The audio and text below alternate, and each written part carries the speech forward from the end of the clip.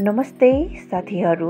आज कर्कलोको डाँठ केलाएर सफा गरेर अनि त्यसपछि मैले यसलाई कुकरमा हालेर चाहिँ स्वाद अनुसार नुन हाल्नुस् अनि थोरै पानी हालेर सिटी लाग्नको लागि राख्नुस्।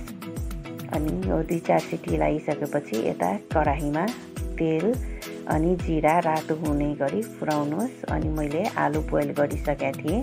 थोरै जीरा र तेल आलु बोइलमा चाहिँ हालेँ।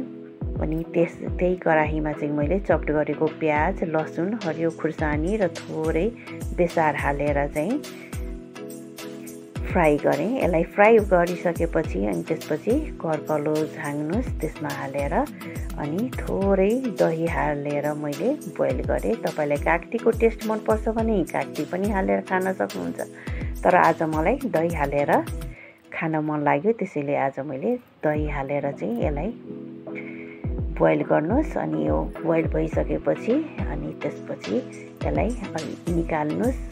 अनि निकालिसकेपछि आलुमा चाहिँ थोरै नुन हालेर चाहिँ मैले यसलाई म्यास गरेँ।